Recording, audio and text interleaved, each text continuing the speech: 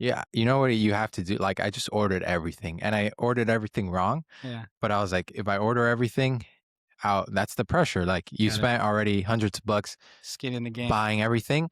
Like, you got to go for it now. Everything's there. So I just bought everything super, like, impulsively. So I made a bunch of wrong decisions, Mhm. scratching my head a lot because I bought like 3 tables that are shit.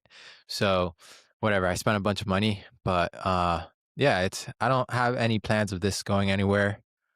I really have fun having these conversations with business people. I want to get better at business. Mm. Um, and yeah, just have interesting conversations with interesting people. So we'll see what the podcast name is. But Andre, you built $1 million business selling exotic fruits. Take me back to the beginning. What did day one look like? Sort of like how you described impulsively making the decision to order your material, your gear for this pod. Um, but it's been a progression. I mean, it basically all started in 2014. So do the math, 12 years. 12 years ago. Yeah. Yeah, and like what, but like exotic fruit, selling exotic fruits, like that's a really So first interesting off, concept. not a fan of the term exotic Exotic, okay. because a lot of the fruit here, Yeah, we see day to day. yeah, a lot of our community, I mean, they've come from all over the world, Asia, Africa, um, North and South America, and they know these fruits by many other names. Mhm.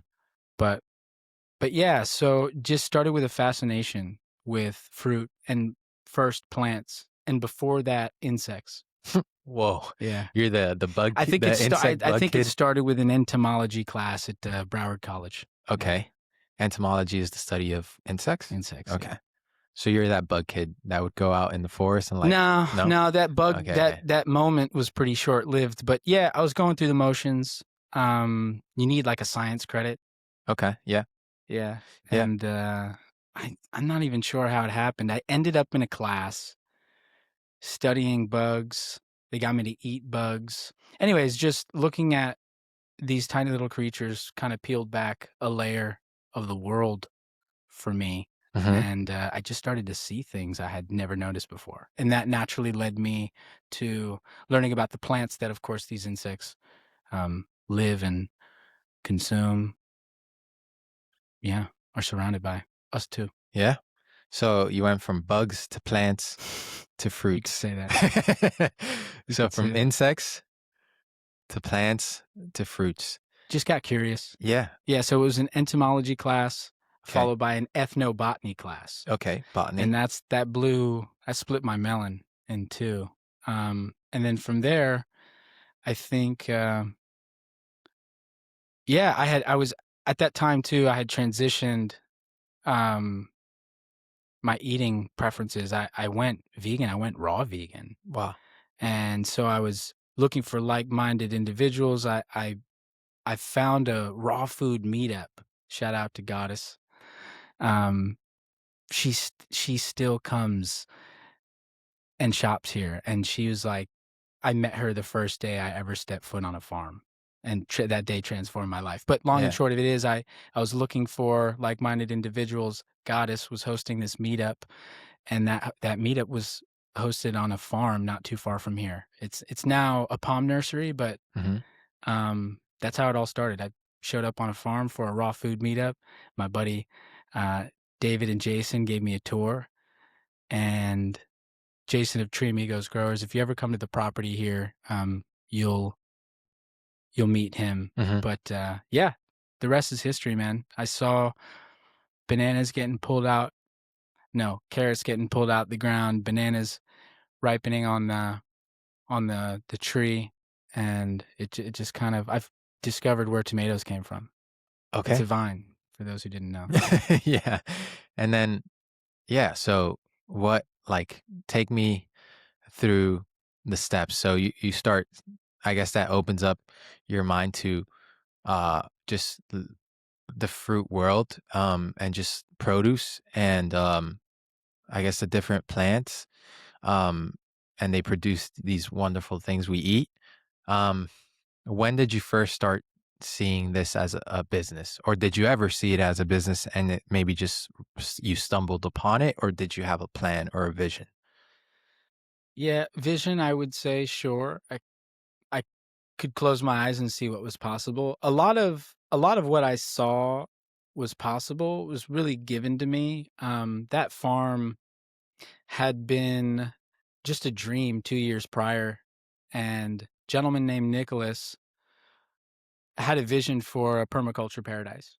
Okay. And he got in touch with, I believe it was my buddy David at the time, who was connected to Santiago, Jason, and another individual named Adrian.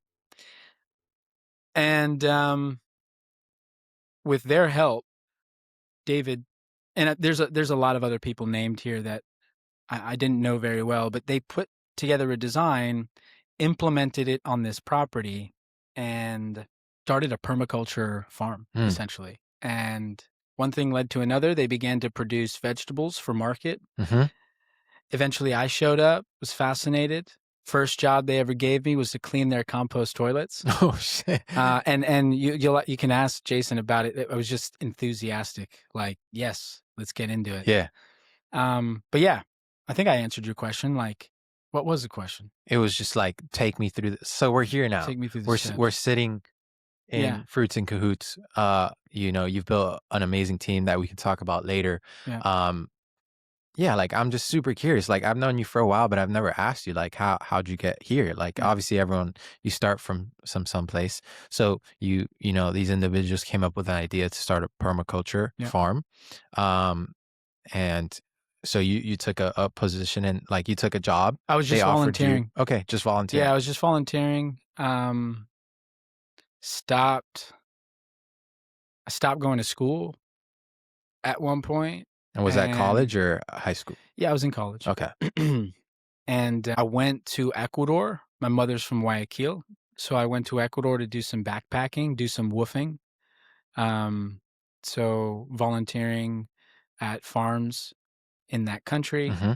And I think I was there 2.5, 3 months when I got an email from one of the guys at Tree Hugger Organic Farms. That was the name of this farm, Hmm. and they offered me a position. And I thought I sat on it and I accepted. I came back, um, and really I just cut my teeth learning how to prep beds, amend soil, seed crops, in ground, in the nursery, transplant. I mean, the whole nine. Yeah, Fix plumbing everything. issues.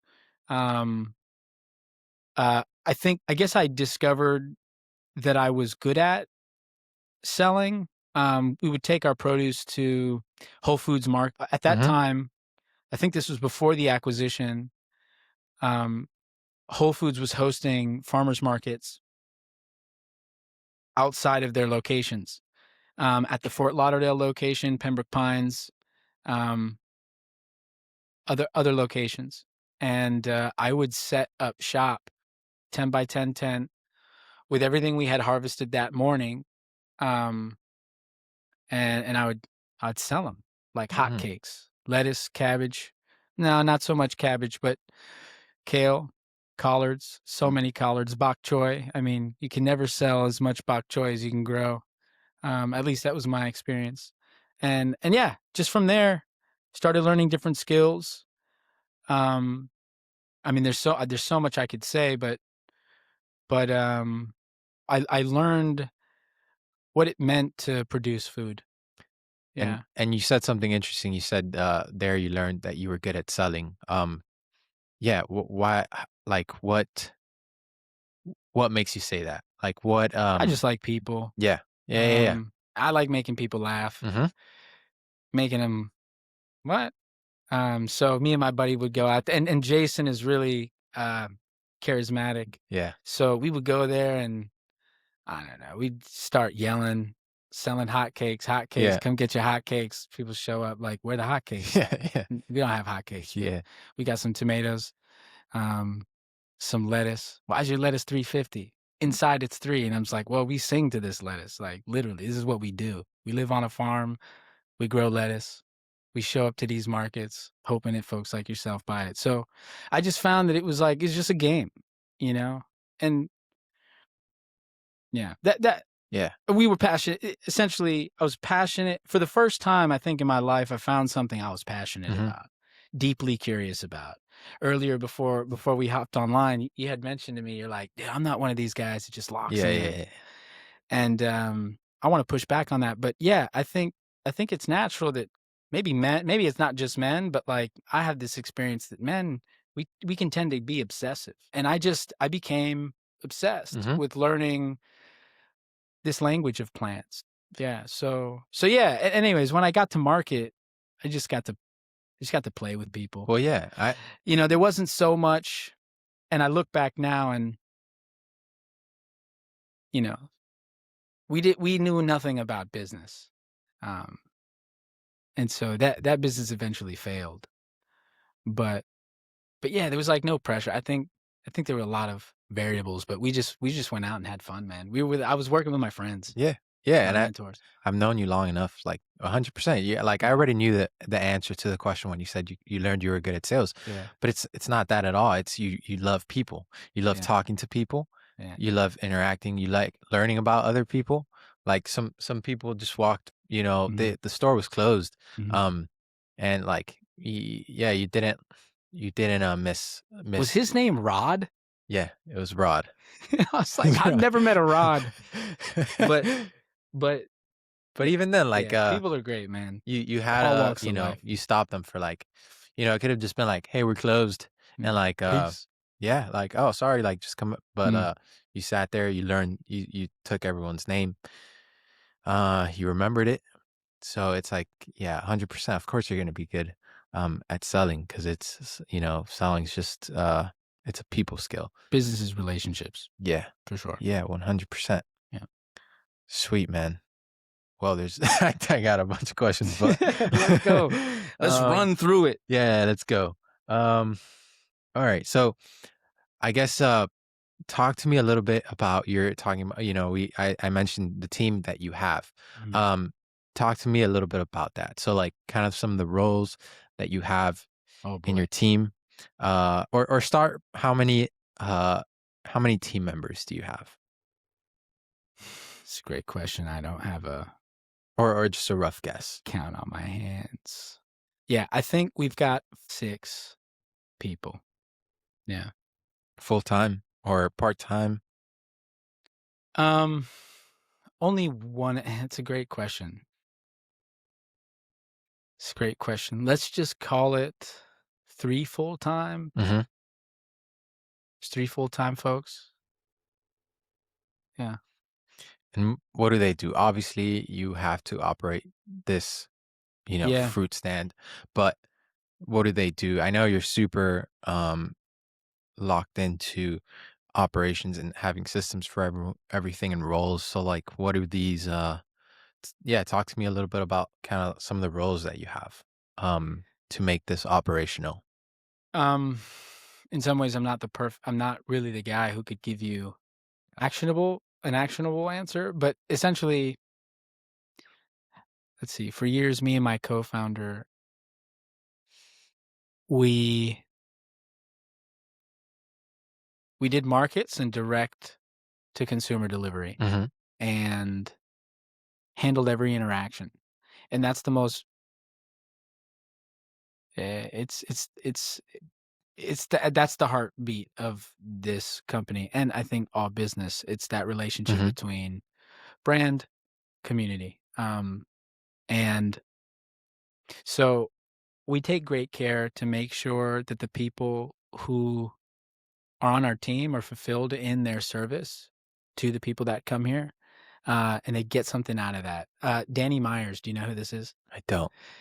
I don't know if it was him who coined it, but I think of him when I think of this term, but hospitalitarians. Okay. Okay. Yeah, Yeah. that's what we're Yeah. looking for. We're Yeah. looking for people who just love to serve, um, and get something out of it. Yeah. So and it's been said, maybe you've heard this, like at the beginning in your startup phase, everybody needs to be a Swiss Army knife. Mhm. So when you ask me like, what are the roles that like Yeah, we're yeah. just now starting to put in structure to set us up for growth over the next 10 years. But up until now, Swiss Army knife. Yeah. Everybody's been a Swiss Army Yeah, knife. yeah. Everyone has to have. So it's like we want you to be able to work the floor, deal with customers, understand our product, and then as we increase um, our interaction, our use of software and system, we want you to be able to navigate that as well. Yeah, and we're just finding our footing. I'm pretty like I'm told I'm organized, but eh, no, dude, it's a whirlwind in my head. But to answer your question, we're just now creating actual positions with clearly defined responsibilities. Um, and I think just today I was sent a draft. Someone on my team is working on a development plan Mhm, for our team, essentially the pipeline. mhm, So if you start here, you can expect to get paid this and be responsible for that. And then there are pathways for you to develop as an individual and as a member of this community. mhm. Because we're not in the business of selling fruit. Like we're really in the people business. Yeah, Um, so 100%. so yeah, I hope that answers your question. Yeah. Yeah, It's like yeah, I couldn't like sure we have someone on the at the cash register. yeah. So we But got it's cashiers, yeah, but yeah. like, you know, But they're doing everything as well. in a way, Yeah. yeah, Yeah, I mean, you have to at the es moment. especially in a business like Yeah, this, we're you so small. I mean, this is what 1,400 square feet, mhm. our market floor. So yeah, Yeah. Yeah. I mean, you everybody's doing everything. at this stage, I think that's important. You need to have people that understand product and can work the floor and can work the register and can, Yeah, you know, who could do it all, man. but I think number 1, you're looking for someone that people that love people and that can, like, Yeah, just yeah. what about is everyone you would say super interested about product? Like, are most people are most of your team Most folks, yeah. members yeah? Of course, it's on a spectrum, Yeah. but I think everyone on our team respects the work growers put in, Yeah. uh, and shippers, importers, distributors, drivers, like everyone along that chain. Um, it takes a tremendous amount of work to bring product to market. I mean, so Yeah. yeah, and I do my absolute best to make sure that the product is quality. So I think one thing that sets us apart, in some ways, the product we carry is the same product you might find at a big box retailer. The difference is I go through the cases. Mhm. You know what I mean? Yeah. And I'm able to do that because we're not moving volume. And Yeah. so something I wonder about moving forward is how do I maintain that quality, that consistency? What are you looking for? Like, when you're going through the cases, like, obviously, It all something depends that on the comes to product. mind is, like, a rotten, item, but I'm sure that's not the only thing. Like, are It you de- looking to make sure, like, everything's uniform? For sure. It Yeah. depends on the product. Yeah. Like if I'm going to a distributor, right, a lot of the information, and in some cases, all of the information I'm going to get without going further and getting in touch with the producer, is on the case, Okay. right? So what count is it? Mhm. What variety is it? Mhm. When was the pick date, pack date? Is it fresh? Like we're a fresh produce market. Every week we're buying fresh produce, and so it just got to be fresh. And if not, oftentimes you can tell it just doesn't look good. Yeah. So yeah, I'm not. Uniformity is nice, but for the most part, like sometimes, Jem, I can I curse on here? I'm I'm I wish things were a little bit more uniform. Dealing with a highly variable product can be difficult when selling online. Um, like on the back end, like our inventory system, it's like always a headache because you have products that just vary in weight. But 100%. essentially, looking for quality and what Mhm. quality looks like is different for many of these fruits because what maturity looks like looks different. Totally understand. Yeah, Yeah. No, 100%. You mentioned, like, fresh. Obviously, most of the items, if not all the items you have here are perishable. they're perishable. Yeah, Yeah, so, I mean, like, that's always something that that I've thought, when talking about a business like yours. It's how do you like, Yeah, how do you deal with having a Dude, business sometimes where I it's perishes? envy businesses like Yeah, yours, and yeah, I'm just like, 100%. "Man, it feels so simple." Yeah, Um, it's never that simple. no, you just don't know enough about it. Yeah, 100%. Yeah, So what do you you do? Talk me through, handling the product, what do you buy do? it and sell it. Yeah, what do you do when it doesn't sell? So always had a vision for, and shout out to my co-founder. I doubt she'll ever watch this, but You can send it to her. it was her vision for a juice, a little sugarcane juice stand. Mhm, And yeah, and shout out to my mentors and Tree Hugger Organic Farms. I mean, I saw there a creative and inventive um, take on dealing with like these raw materials, these fruits. And so, anyways, I've always been inspired by that to turn one thing into another or make it better. mhm, Um, so yeah, these first few years, like we did not sell everything we bought, and we froze it all. hmm, And what's funny is we spent all that time and energy freezing fruit, but like none of it. It's like we used very few of it, and it wasn't until years later that we signed a lease,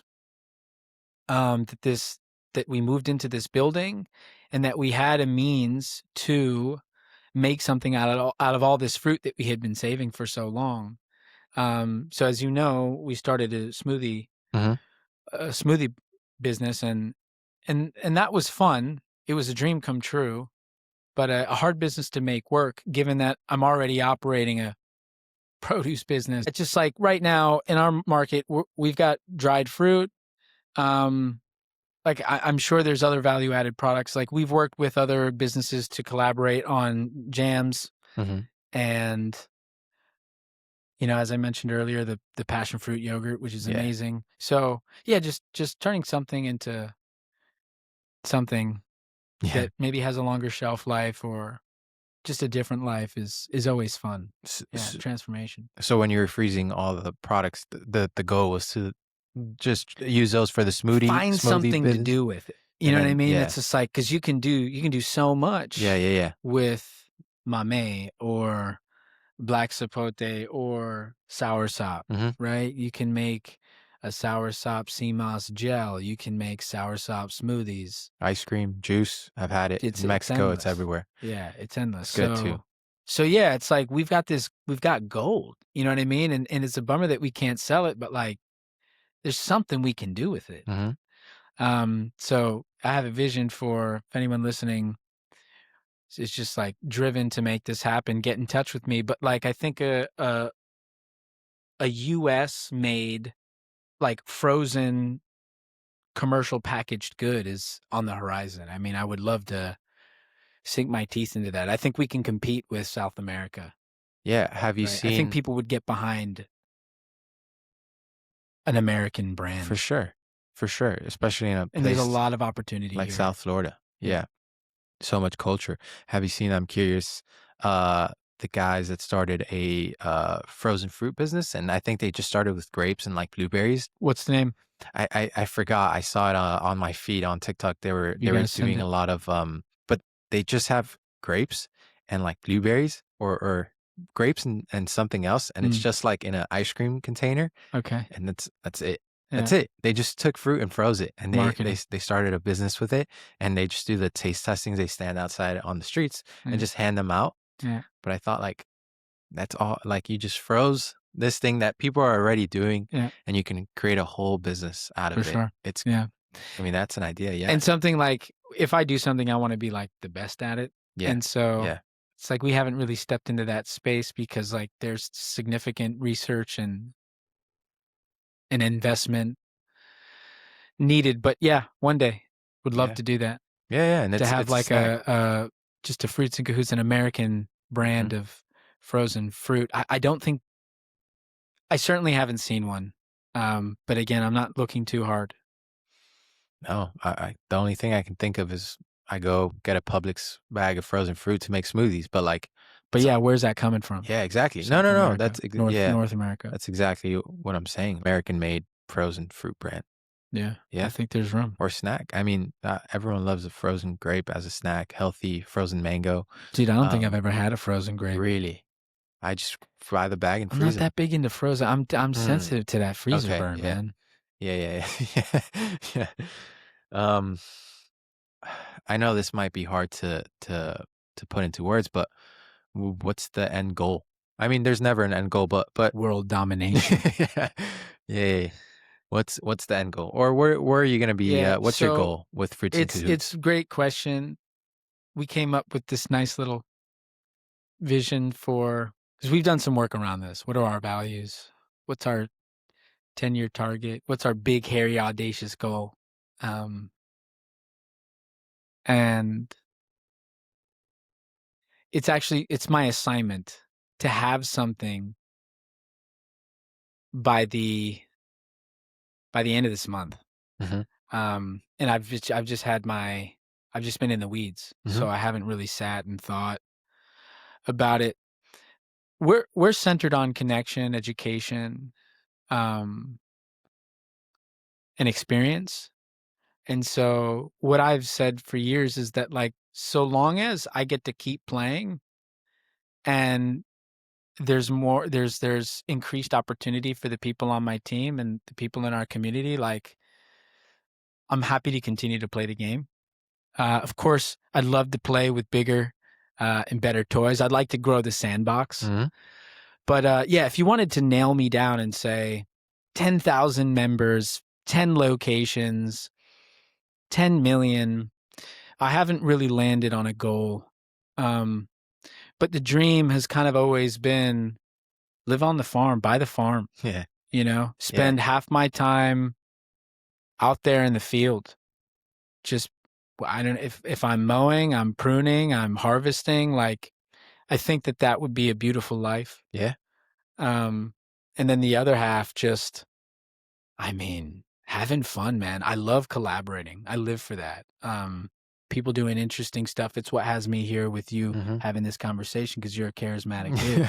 And if you know, we're all standing on the shoulders of giants, and so yeah, just to be able to make more of an impact for different communities, like that's 100% the goal. Yeah. Like I want more, call it power, more purchasing power, more ability, more access to opportunity for people. Hmm.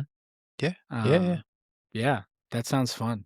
Yeah. You don't And always. sure, I would love to go kite surfing down the coast of Brazil, Yeah. right? I'd love to like there's a lot I want to do in life. But yeah, just to keep expanding. Yeah. In a way, see how big I can get, right? And But at a healthy, but have my health intact mhm. because that's the older I get, the more I realize it's like it's everything. It's all you have Yeah. is your health, and then and the people in your life, your relationships. Yeah, I couldn't have said it better. Yeah, yeah. You don't have to necessarily quantify your goals. It could just be I think it's super great too. yeah. Well, it helps you aim and get closer. And I guess for me, like I'd like to, I'd like. We always think we're special, right? For me, I'm like, I don't need this quantified, clear goal. Despite maybe the science saying, and personally knowing that that is supportive, if at the same time incredibly nerve wracking and anxiety inducing, um, I think it supports your team in orienting themselves. Yeah. Okay. So I think like organizations need direction. I never saw it that way Yeah. in terms of your team Yeah. because Yeah. you're always thinking of like my goal, but having a goal People is people for are the people supported by around. having a North Star. Yeah. Where are we going? Yeah. Hey Andre, where are we going? I'm like, I don't know. Yeah. There. Yeah. Um, but yeah. So it's funny. If I could boil it down, it'd be the person I know I have in me, the person that I'm becoming. Who's that guy? Hmm. Yeah. And so and as an entrepreneur, as a leader, founder, owner, like, people look to you and what you say matters. And yeah, always falling short, man, always making mistakes, always like, I you know, It's the ugh, game. it's the game. But yeah, so to grow up, that's the goal, man. Yeah. Okay. To be a good father, a good friend, Yeah. a good employer, um, all that, all the titles. Amazing.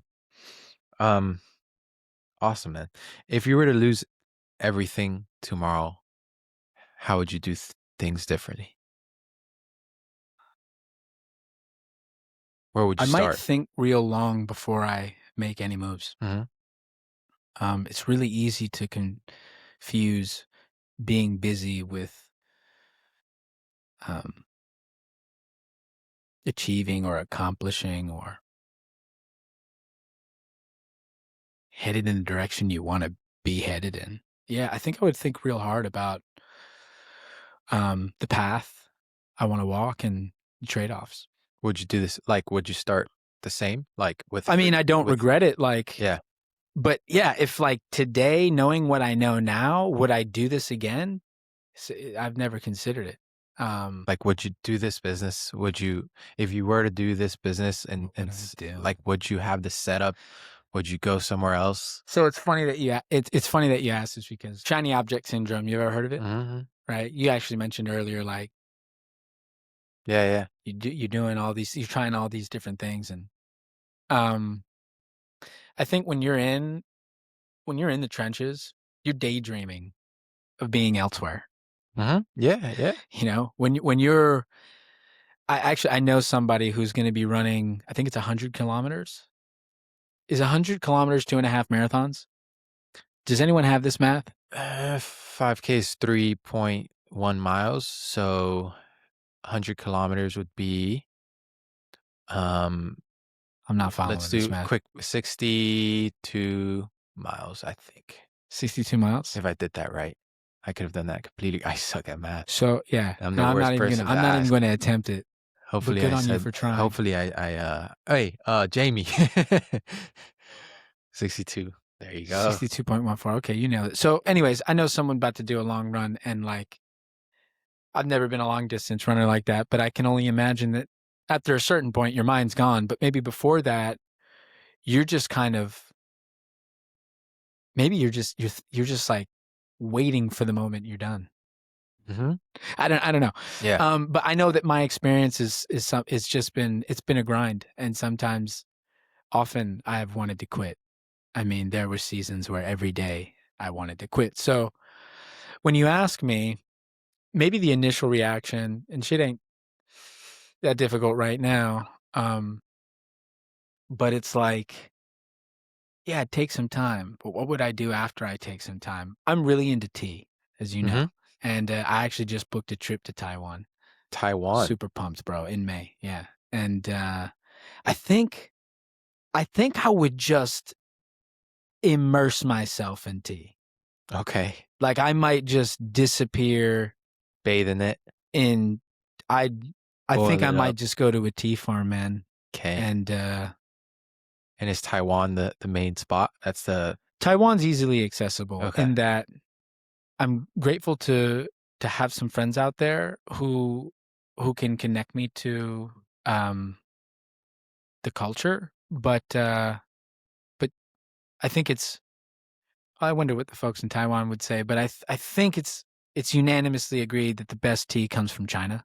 Okay. But I know nobody in China, so it's like, Yeah. but I might just go to China, dude, and Hopefully come back. explore. They don't, Hopefully, hopefully, yeah, they don't keep you there. yeah. So, but yeah, would I do it all again? I don't know. I think about it. I think there's always this trade off. People talk about like, don't pursue your passion, don't turn your passion into a business, and there's some some sage advice. I feel like everyone says the opposite. They say turn. Yeah, well, so that my perspective is more, hey, if you like something, like just do it. And what happened for me is that like it just was a natural evolution that I would that it would support me, my lifestyle, and now others. Um, but people don't have it like that. I think naturally I've kind of always been an entrepreneur, and I'm just coded like that, it seems. I don't know where it comes from. Me neither. Yeah, because yeah, I have no idea. Like, if you go I guess you don't even have to look a generation back, but if you go a generation back on both parents' side, I guess it makes sense, but, neither of my parents were entrepreneurs. Mine neither. Yeah, Yeah, I don't know what it yeah. is You about. must have been watching some YouTube, dude. Oh, yeah, well, I'm in that generation, Let right? me ask you a question. Yeah. Why Eh, did you start? Because what was the story? Like, you had a friend's mom gave you a pressure cleaner, like, what's the yeah. It was just like a friend. We're in that generation, right? Yeah, TikTok. yeah, It yeah, just yeah, came up on TikTok. One of my best friends. Um, yeah, it just came up on his feed, and it was like make quick money, do pressure washing, and yeah, like being the dumb kids we were, it yeah, sounded easy, and it was easy because he lived in a tight knit community that his mom posted us on her Facebook group, and we got like a bunch of jobs from business. it, and he started doing it first, really, and then I was like, I don't know. I was like, I want to do this too. I don't know how that came about, but he's like, just buy it. He's like, you'll make your money back in 2 jobs. So yeah, I was like, that's great. Like we made our investment back in 2 jobs. I went to Home Depot, got a Ryobi pressure washer, and just made my money back in 2 jobs. And we split the time in half because we would take forever Yeah, doing a little driveway. Now yeah, it takes yeah. us 15 minutes. Back then it would take us like 2 3 hours just equipment, and we just started going at it, and then obviously we both just got into our own things, Mm. started reading business books, and got super passionate, and then said, I want to do this business thing, and then I don't know why I was just like, all right, I'm just gonna I don't know why I chose pressure washing again. Mm. Probably because like I was still kind of doing it, or I was familiar with it, Mhm. and I went full balls deep, Balls deep. You heard balls it here deep. first. Franco balls deep in the pressure cleaning business. Why did you want the money? Was it a money thing? Yeah, yeah, 100%. So funny, dude. Like, I want to ask my buddy. I don't think it was a money thing for me No, it doesn't starting sound like out. it at No, all. no, but I started out with a completely different business, but hmm, funny. Yeah, I'm definitely motivated by money for sure. Um, No, it's a tool, man. You need it. yeah, yeah, You need and it. I it's need a a lot of money to make what I see possible yeah. happen. Well, it's a lifestyle. Like yeah, I do want shiny things, nice things, but it's more about like, well, if I were to have to do this the rest of my life, I'd be happy. Like just entrepreneurship gives me total happiness because it's freedom, and it's not like freedom. Like I work more than most of my friends, constrained than most of my friends, right? Um, but it's just like knowing that I can do whatever I want tomorrow. Not in terms of, and I think everyone has this freedom. Like we're free people, right? Like tomorrow you can quit your job and move to Thailand. You could do, that's what gives me like when I really think about it, total happiness. Yeah. And I would never do it because I love what I'm doing. But like, and I guess it doesn't make sense now because anyone could do that. Like anyone can quit their job. Well, when The you have golden kids and handcuffs. things The like that. golden handcuffs. That's why I'm not having kids for a long time. But all right, I have a couple more questions, but Run it. I don't think they're gonna be. I think we kind of answered most of these. So I'm just gonna do rapid fire, Riff it. and you gotta give me an answer. You you can't pick two. You just gotta give me one. Oh, so it's multiple choice. Yeah. Okay. Favorite fruit. Pineapple. Okay. Weirdest fruit you've sold on Fruits and Cahoots, Weirdest fruit. Hmm. or what's the weirdest fruit you know about? So many weird fruits out Yeah. there. But because maybe more folks would have heard of it, noni. Is that the one that you can pull apart and if you eat No. it too soon? No? No, No, but it I don't. smells like feet. Like Tastes like durian? garlic. Is it a Durian similar doesn't smell like feet, No? man. It's got a little bit of what? onion in there, a little People say it's sulfur. it's the stinkiest fruit. Dude, it's delicious. Stay tuned. Hey, we Durian have or the best noni? durian in the U.S. here at Fruits and Cahoots. If you're listening, come on by. I've never had it. We'll give you a taste. I've never had durian. Dude, it's phenomenal. It's phenomenal. What's the These difference trees are between- 100 feet plus. You know, in Thailand, there's someone climbing up, cutting it, and someone down below 80, 100 feet catching them with a burlap bag. Yeah, you've probably seen it on the internet. So okay, you answered that one. Most expensive fruit by kilogram or by I pound, think you whatever. go to Japan, they're selling single strawberries for like $100 or something. What about here that you sell locally? Here, most expensive fruit. It's a great question. Like per pound? Maybe Rollinia. Rollinia because it's expensive per pound, but the fruits are, you have large fruits. Soursop too. Like what are we selling that at right now? 16? 16 a pound, and some of them bad boys is 3 pounds. That is an expensive fruit. Yeah, jabuticaba. There's a couple of other fruits that are pretty pricey. Achacha, mangosteen right now is pricey. I love mangosteen. Yeah, had it first time here, and it is one of the best fruits. Bro. Once you go out to Bali, it is one of the best fruits. Okay, most you've spent on a business item. One more time. Most you've spent on a business item, like a business purchase, but it can't be like a service, like. Yeah, it's probably like 30 grand. And what was that on? The refrigerated container. Okay. Yeah. Yeah. I'm assuming that's 8 by 20 insulated shipping container with a cooling unit on it. Okay. Pricey. Yeah. Pricey. And if you don't mind sharing, the highest monthly revenue for Fruits and Cahoots? Monthly? It's probably 100 plus, 100,000. Wow. Yeah. Wow. That's incredible. They're not all like that. No. Geez, and if they were, we'd certainly need more hands on deck. But yeah, those are big weeks, and those are in the summer because we carry. Someone asked. I actually had to look this up. We had 56 varieties of mangoes. That's insane. In that month. What's your favorite variety? Dude, and honestly, the reason why I said pineapple is my favorite fruit is because it never gets old. The peanut gallery is going to go up in arms with this one, but yeah, I get old. Mangoes get old. Lemon zest is a phenomenal mango, but I don't know. You can't eat a lot of it. It's like diminishing returns. It's like that first few bites of ice cream are amazing. Yeah. But then you're kind of like shoveling that in.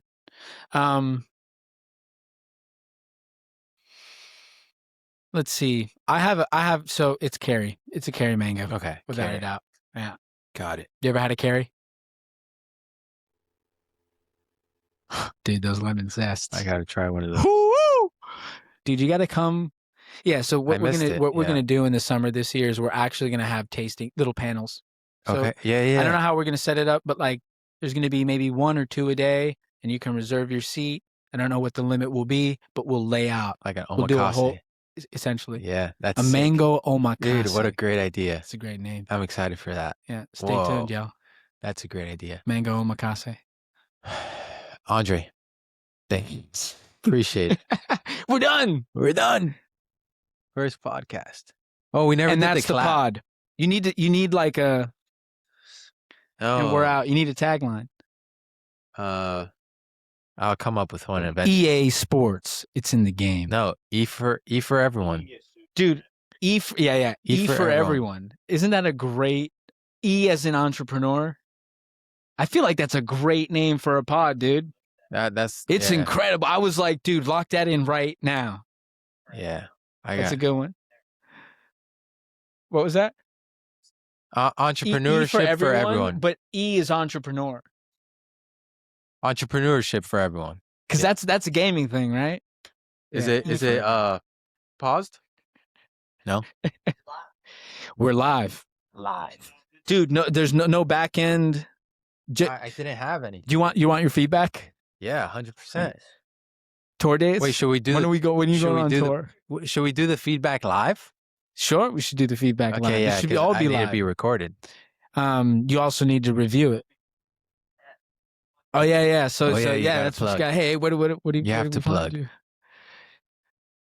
Where can people Andre, find me, Franco? they're not gonna hear that. Andre, where can people find you? You can find me right here. In fact, I might be here, but I might not be. But my wonderful team is here. Fruits and Cahoots is in Davie, Florida. We've had folks fly here. Wow. Yeah. What? Yeah. From Sorry. where? Us? That was Atlanta. The one and Okay. only time I had ever. They Um, found you on Instagram?